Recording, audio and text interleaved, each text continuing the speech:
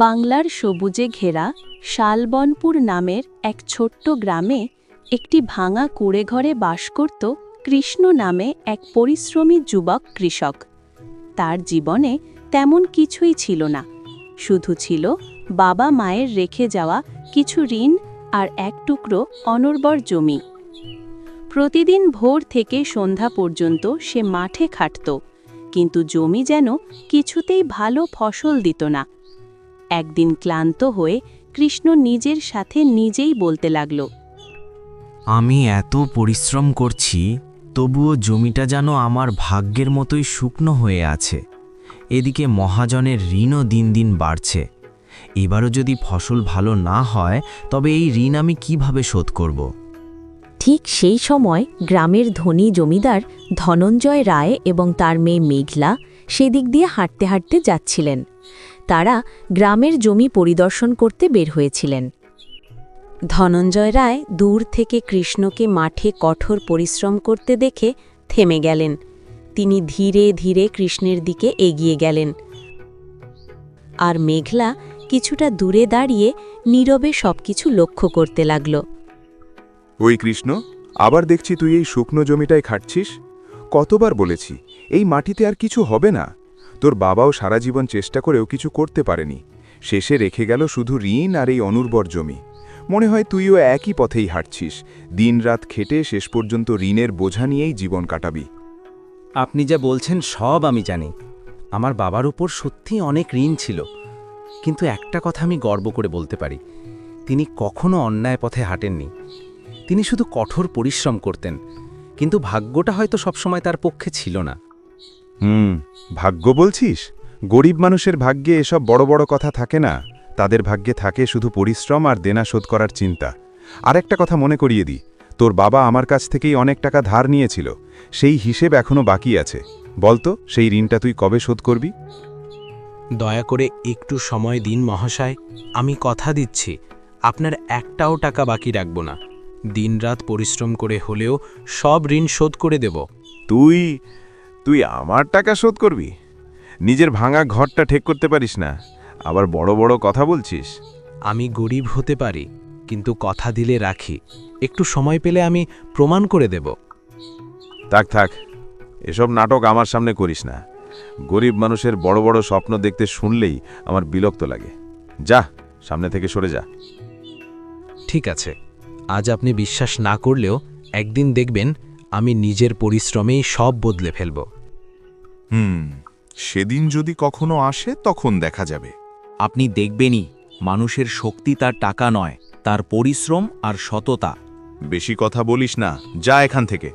আমি যাচ্ছি, কিন্তু একটা কথা মনে রাখবেন, একদিন এই গ্রামের মানুষই বলবে, সৎ মানুষকে কখনো ছোট করে দেখা ঠিক নয়। দেখা যাবে, এখন চোখের সামনে থেকে সরে পড়। এই পৃথিবীতে এত পরিশ্রমী মানুষ আমি খুব কমই দেখেছি। আমার বাবা তাকে কত অপমান করল, তবুও সে একবারও রাগ করেনি। কত শান্তভাবে কথা বলছিল। সত্যি মানুষটা খুব আলাদা, খুব ভালো মনের। হ্যাঁ, তার চোখে আমি একটা অদ্ভুত সততা দেখেছি। এমন মানুষ আজকাল খুব একটা দেখা যায় না। ঠিক সেই মুহূর্তেই তাদের মনে অজান্তে এক গভীর অনুভূতির জন্ম নিল। মেয়েটি বুঝতে পারল, এই সৎ পরিশ্রমী ছেলেটির সঙ্গেই হয়তো তার জীবনের পথ চলা হতে পারে।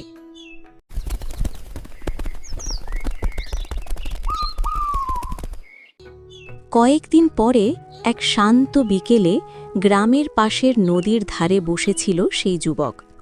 চারদিকে নরম হাওয়া, আর তার মনে ঘুরপাক খাচ্ছিল মেয়েটির কথায়। হঠাৎ সে দেখতে পেল দূর থেকে মেয়েটি ধীরে ধীরে তার দিকে হেঁটে আসছে। তার মুখে লাজুক হাসি, চোখে যেন হাজার না বলা কথা।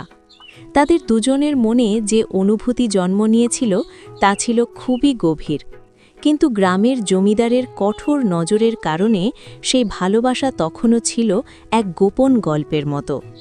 তবুও তারা জানত, যত বাধাই আসুক, সত্যিকারের অনুভূতি একদিন না একদিন নিজের পথ খুঁজে নেবেই। আমি জানতাম তুমি ঠিক এখানেই থাকবে। এই নদীর ধারে বসতে তোমার খুব ভালো লাগে, তাই না? কিন্তু আজ তোমাকে একটু অন্যরকম লাগছে। কি হয়েছে? মনটা কি খুব ভারী লাগছে? হ্যাঁ মেঘলা, মাঝে মাঝে খুব ভয় লাগে। আমাদের এই সম্পর্কটা কোথায় গিয়ে দাঁড়াবে জানি না। সমাজ, পরিবার সব কিছু মিলিয়ে মনে হয় আমরা যেন এক অসম্ভব স্বপ্নের পেছনে ছুটছি। তুমি এত ভয় পাচ্ছ কেন কৃষ্ণ? ভালোবাসা যদি সত্যি হয় তাহলে কোনো বাধাই আমাদের আলাদা করতে পারবে না। আমি তো তোমার পাশেই আছি। এটাই কি তোমার জন্য যথেষ্ট নয়? তোমার এই কথাগুলোই আমাকে শক্তি দেয়। যখনই মন ভেঙে যায় তখন তোমার বিশ্বাসটাই আমাকে আবার দাঁড় করিয়ে দেয়। তাহলে আর এত দুশ্চিন্তা কেন? ভবিষ্যৎ নিয়ে ভাবা ঠিক আছে, কিন্তু ভয় পেয়ে গেলে তো চলবে না। আমরা দুজন যদি একসাথে থাকি তাহলে সব কিছুই একদিন ঠিক হয়ে যাবে। ঠিক বলেছ। আর একটা কথা আজ তোমাকে বলতে চাই। আমি আর আমাদের ভালোবাসাকে লুকিয়ে রাখতে চাই না। এতদিন সবাইকে ভয় পেয়ে চুপ ছিলাম, কিন্তু এখন মনে হয় সত্যিটা সবার সামনে বলা উচিত। তুমি কি সত্যিই সেটা করতে পারবে যদি সবাই আমাদের বিরুদ্ধে দাঁড়ায়? যত বাধাই আসুক, এবার আমি আর পিছিয়ে যাব না। কারণ আমি জানি তুমি আমার পাশে থাকলে আমি সব কিছু মোকাবিলা করতে পারবো। শুনো কৃষ্ণ, আমি আর লুকিয়ে রাখতে চাই না আমাদের সম্পর্কটা। আমি চাই সবাই জানুক আমাদের ভালোবাসার কথা। তুমি কি কাল আমাদের বাড়িতে এসে বাবার সাথে কথা বলতে পারবে? বাবার কাছে আমার হাত চাইবে? যদি তুমি আমার পাশে থাকো তাহলে আমি অবশ্যই আসব। কাল সকালেই আমি তোমাদের বাড়িতে যাব এবং তোমার বাবার সাথে সম্মানের সাথে কথা বলবো। কিন্তু একটা কথা ভাবছি, উনি কি আমাদের সম্পর্কটা মেনে নেবেন? তুমি এত চিন্তা করো না, আমি তোমার পাশেই থাকব। আমি নিজেও বাবাকে বোঝানোর চেষ্টা করব। বাবা প্রথমে হয়তো রাগ করবেন, কিন্তু আমি জানি তিনি শেষ পর্যন্ত আমাদের অনুভূতিটা বুঝবেন। তোমার এই বিশ্বাসটাই আমাকে সাহস দিচ্ছে। আমি কাল সব সাহস জড়ো করে তোমাদের বাড়িতে যাব। আমি অপেক্ষা করব। কাল হয়তো আমাদের জীবনের সবচেয়ে বড় সিদ্ধান্তের দিন হতে চলেছে।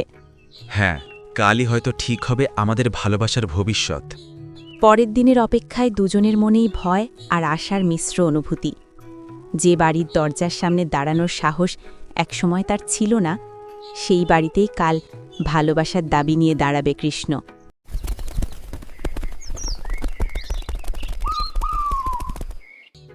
সেই দিনটা ছিল কৃষ্ণর জীবনের সবচেয়ে কঠিন দিনগুলোর একটি। বুকের ভেতর ঝড় বইছে। একদিকে তার প্রিয় মেঘলার প্রতি গভীর ভালোবাসা, অন্যদিকে মেঘলার বাবার রাগ আর অপমানের ভয়। তবুও সাহস করে সে এসে দাঁড়ালো সেই বড় বাড়ির দরজায়। আজ সে পালিয়ে যাবে না, আজ সে তার ভালোবাসার জন্য লড়বে। এই ছেলে, তুই আবার এখানে কেন এসেছিস? আগের দিন তোকে যা বলেছিলাম মনে নেই নাকি? আমার বাড়ির সামনে দাঁড়ানোর সাহস হলো কি করে তোর? কাকা, আমি জানি আপনি আমার ওপর খুব রাগ করেছেন, কিন্তু আজ আমি কোনো ঝামেলা করতে আসিনি। তাহলে কি চাই তোর? আবার কি কোনো সাহায্য চাইতে এসেছিস? না কাকা, আজ আমি কারোর কাছে কিছু চাইতে আসিনি, শুধু একটা কথা বলতে এসেছি। কথা? কিসের কথা? আমি আপনার মেয়ে মেঘলাকে অনেক সম্মান করি, অনেক ভালোবাসি। তাই আজ আমি আপনার সামনে দাঁড়িয়ে আপনার আশীর্বাদ চাইতে এসেছি। কি বললি তুই? আমার মেয়ের কথা বলছিস তুই? হ্যাঁ কাকা, আমি মেঘলাকে বিয়ে করতে চাই। আমি তাকে সুখে রাখার প্রতিশ্রুতি দিচ্ছি। তোর এত বড় সাহস! তুই আমার বাড়িতে এসে আমার মেয়েকে বিয়ে করার কথা বলছিস? শুনুন কাকাবাবু, আমি জানি হঠাৎ করে আপনার বাড়িতে আসাটা হয়তো আপনাদের ভালো লাগেনি, কিন্তু আজ না এলে আমার মনটা শান্ত হতো না। আমি আর মেঘলা অনেক দিন ধরে একে অপরকে ভালোবাসি। আমাদের সম্পর্কটা কোনো হঠাৎ আবেগ নয়, অনেক দিনের বিশ্বাস আর সম্মানের উপর দাঁড়িয়ে আছে।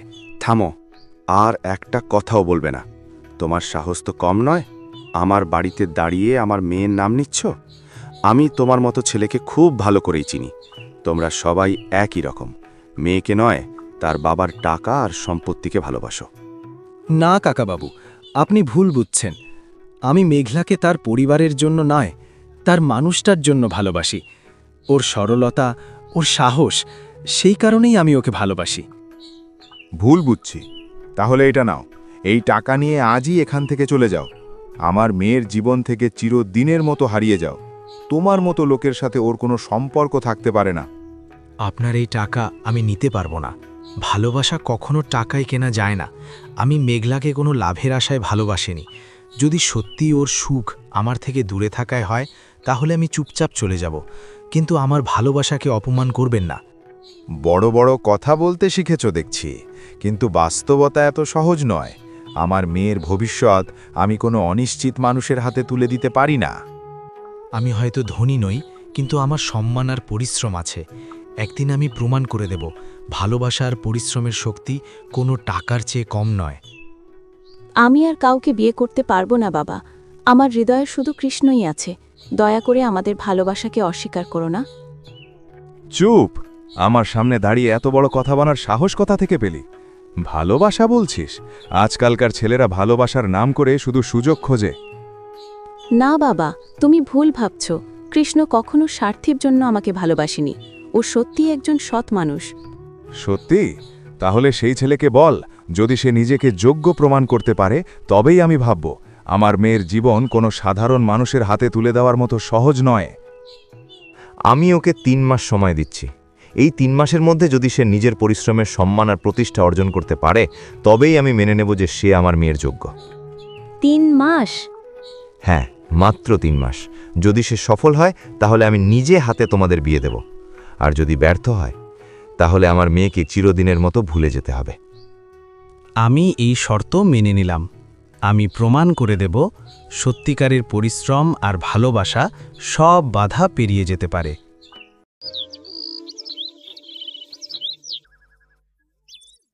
কয়েকদিন কেটে গেছে।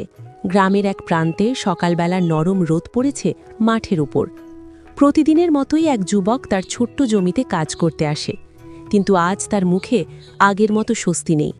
মনে বারবার ভেসে উঠছে ধনী মহাজনের কঠিন শর্তের কথা। হাতে তার পুরনো জংধরা কোদাল। ধীরে ধীরে সে মাটি খুঁড়তে থাকে। রোদ মাথার ওপর উঠে যায়, তবুও সে কাজ থামায় না, যেন মাটির সঙ্গে লড়াই করেই নিজের ভাগ্য বদলাতে চায়। বাবা, খুব খিদে পেয়েছে। অনেকক্ষণ ধরে কিছুই খাইনি। তোর কাছে কি একটু খাবার পাওয়া যাবে? হঠাৎ পেছন থেকে দুর্বল এক কণ্ঠ শুনে সে থমকে দাঁড়াল। ঘুরে দেখে রাস্তার ধারে এক বৃদ্ধা দাঁড়িয়ে আছেন। তার পোশাক ছেঁড়া, চোখে ক্লান্তি আর শরীর কাঁপছে দুর্বলতায়। বাবা, আপনি এই রোদে এখানে কেন দাঁড়িয়ে আছেন? আপনার তো শরীরও ভালো মনে হচ্ছে না। আপনি বসুন, একটু বিশ্রাম নিন। আমার কাছে বেশি কিছু নেই, কিন্তু যা আছে তা আপনার সঙ্গে ভাগ করে নেব। যুবকের নিজের জীবন তখন দুশ্চিন্তায় ভরা। ভবিষ্যৎ অনিশ্চিত, পকেট প্রায় খালি। তবুও সেই মুহূর্তে সে নিজের কষ্টের কথা ভাবল না। তার মনে হল মানুষের পাশে দাঁড়ানোই সবচেয়ে বড় কাজ, আর সেই মানবিকতার শক্তিই হয়তো একদিন তার ভাগ্যের দরজা খুলে দিতে পারে।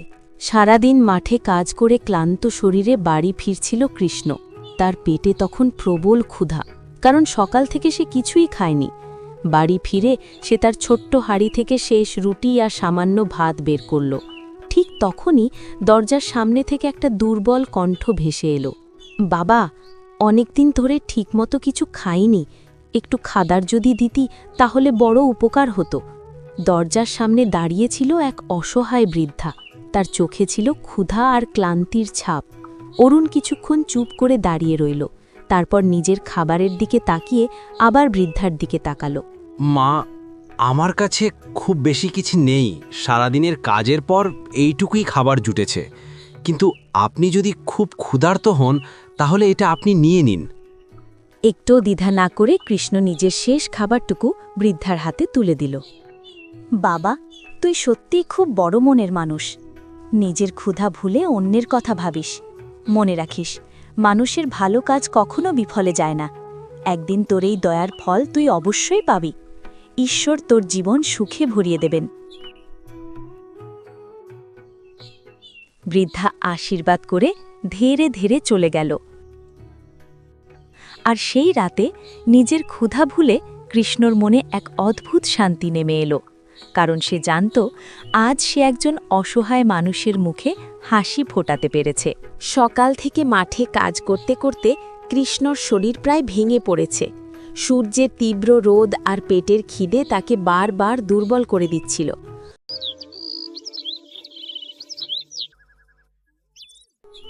সে আবার কোদাল তুলে মাটিতে আঘাত করল। এই যে, এটা কি? আমার কোদালটা তো এমন ছিল না, এটা কোথা থেকে এলো? কৃষ্ণ অবাক হয়ে দেখল মাটির পাশে একটি অদ্ভুত কোদাল পড়ে আছে। কোদালটি যেন সাধারণ কোনো জিনিস নয়, তার গায়ে ঝকঝকে আলো, হাতলটা মসৃণ আর ভারী, যেন কারো খুব মূল্যবান জিনিস। এত সুন্দর আর দামি কোদাল! গ্রামের কারো তো এমন কোদাল থাকার কথা নয়। মনে হচ্ছে কোনো ধনী মানুষ হয়তো ভুলে এখানে ফেলে গেছেন। কৃষ্ণর মনে তখন একের পর এক প্রশ্ন জাগতে লাগল। কে রেখে গেল এই জিনিস? এর মালিক কি আবার ফিরে আসবে, নাকি এটা ভাগ্যের কোনো অদ্ভুত ইঙ্গিত? অনেকক্ষণ হয়ে গেল, কিন্তু আশেপাশে তো কাউকে দেখা যাচ্ছে না। যদি কেউ ফিরে না আসে, তাহলে কি এই কোদালটা এখন আমার? কিন্তু ঠিক সেই মুহূর্তেই তার পেটের ক্ষুধা আরও তীব্র হয়ে উঠল। সারা দিন কিছু না খেয়ে কাজ করতে করতে সে প্রায় ক্লান্ত। আমার তো ভীষণ খিদে পেয়েছে। যদি এটা বিক্রি করি, তাহলে কয়েকদিনের খাবারের ব্যবস্থা হয়ে যাবে। ক্ষুধার যন্ত্রণা ধীরে ধীরে তার মনকে দুর্বল করে দিচ্ছিল। কৃষ্ণ বুঝতে পারছিল এই মুহূর্তে তার সামনে শুধু একটা কোদাল নয়, বরং একটা কঠিন সিদ্ধান্ত দাঁড়িয়ে আছে। এই ভেবে সে বাজারের দিকে রওনা দিল।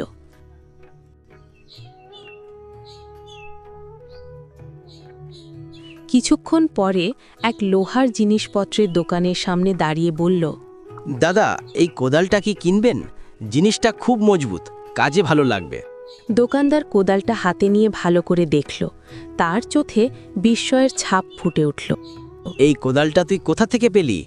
এত চকচকে আর সুন্দর কাজের কোদাল তো আমি কোনোদিন দেখিনি। এটা কি সত্যিই তোর? ছেলেটা একটু অপ্রস্তুত হয়ে বলল, আমি এটা জমির পাশে পড়ে থাকতে দেখেছি। অনেকক্ষণ অপেক্ষা করলাম, কিন্তু কেউ নিতে এলো না। তাই ভাবলাম বিক্রি করে একটু খাবার কিনব। দোকানদার কোদালটার দিকে আবার তাকালো। কোদালের গায়ে যেন হালকা ঝিলিক খেলা করছিল। অদ্ভুত ব্যাপার, এই ধাতুর কোদাল আমি আগে কখনো দেখিনি। যেন ভেতর থেকে হালকা একটা আলো বেরোচ্ছে। এটা সাধারণ কোনো জিনিস বলে মনে হচ্ছে না। আমি তো এমন কিছু খেয়াল করিনি দাদা। না, এটা আমি কিনতে পারবো না। এমন জিনিসের পিছনে নিশ্চয়ই কোনো বড় রহস্য আছে। তুই এটা নিজের কাছেই রাখ, হয়তো একদিন এর আসল সত্যিটা তুই নিজেই জানতে পারবি। তার মনে তখন হাজারটা প্রশ্ন ঘুরপাক খাচ্ছিল। আসলেই কি এই কোদালের ভিতরে কোনো রহস্য লুকিয়ে আছে? এই যে ভাই, একটু শুনবেন।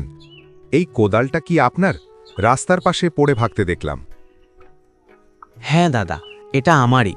আমি ভাবছিলাম যদি কেউ কিনে নেয় তাহলে একটু খাবারের ব্যবস্থা করতে পারবো। আপনি কি এটা নিতে চান? আহা ভাই, জিনিসটা তো খুব ভালো, দেখেই বোঝা যাচ্ছে মজবুত আর দামি। কিন্তু দুঃখের কথা কি জানেন, আমি নিজেই খুব গরিব মানুষ। এত দামি জিনিস কেনার সামর্থ্য আমার নেই। ঠিক আছে দাদা, সমস্যা নেই। ভাগ্যে যা লেখা আছে তাই হবে। সন্ধ্যা নেমে এলো। সারাদিন ঘোরাঘুরি করেও কেউ সেই অদ্ভুত কোদালটি কিনল না। হতাশ মনে কৃষ্ণ নিজের ছোট্ট কুঁড়েঘরে ফিরে গেল। গভীর রাত, চারদিকে নিস্তব্ধতা। হঠাৎ করেই কুঁড়েঘরের ভেতর এক অদ্ভুত উজ্জ্বল আলো ছড়িয়ে পড়ল। এ কি? এত আলো কোথা থেকে আসছে? কে ওখানে? ভয় পেও না কৃষ্ণ, কে কথা বলছে? সামনে আসুন। আমি সেই অদৃশ্য শক্তি যে তোমাকে সেই রহস্যময় কোদালটা দিয়েছিলাম। তোমার হৃদয়ের পরীক্ষা নেওয়ার জন্যই এই উপহার তোমার হাতে তুলে দেওয়া হয়েছিল। আপনি সেই যে আমার জমিতে সেই কোদালটি রেখেছেন, কিন্তু কেন? কারণ আমি সেই বৃদ্ধা যাকে তুমি খাবার দিয়ে সাহায্য করেছিলে।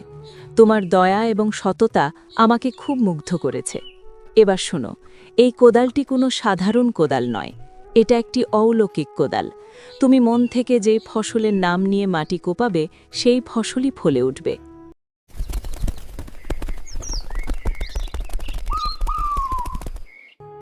কৃষ্ণর মনে তখন দ্বিধা। এটা কি শুধু স্বপ্ন ছিল নাকি সত্যি? সে তার শেষ ভরসা নিয়ে কোদালটি হাতে তুলে নিল। কাল রাতে যেটা দেখেছিলাম সেটা কি সত্যিই ছিল নাকি শুধু আমার কল্পনা? সবই স্বপ্ন। বরং এক কাজ করি, এই কোদাল দিয়ে মাটিতে এক কোপ দিয়ে দেখি। এ কি, এটা তো সত্যি সত্যি। তার মানে কাল রাতে যেটা ঘটেছিল সেটা সত্যিই ঘটেছিল। হ্যাঁ, সেই অলৌকিক কোদাল কৃষ্ণকে আস্তে আস্তে অনেক ধনী বানিয়ে তুলল।